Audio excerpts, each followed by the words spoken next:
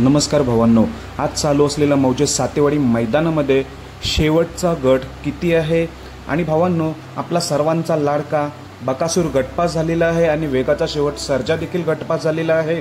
तर वेगाचा शेवट सर्जाचा पैरा होता वाटेगावचा बादल। गट क्रमांक 3 मध्ये ही गाडी चांगल्या रीतीने पळाली, सुट्टा गटपास होऊन गाडी सेमीसाठी पात्र झाली।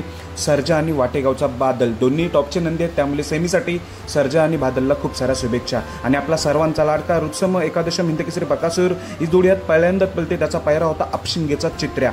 अपशिंगेचा चित्र्या आणि बकासूर गट क्रमांक 14 मध्ये ही गाडी पळाली, सुट्टात निकाल म्हणजे गाडी कोणी झुकलीच नाही, एकच गाडी पळाली, त्यामुळे या गाडीचा एक प्रकारे दरारच होता त्या गटामध्ये। गट 14 मध्ये बकासूर आणि चित्र्याने गटपास होऊन गाडी सेमीसाठी पात्र केलेली आहे, त्यामुळे नक्कीच ही देखील एक टॉपचीच गाडी आहे। चित्र्या देखील एक टॉपचा नंदी असल्यामुळे बकासूर चित्र्या समीकरण पहिल्यांदाच जुळून आले, नक्कीच गुलालास पात्र होतील। तर सेमीसाठी बकासूर आणि चित्र्याला खूप साऱ्या शुभेच्छा।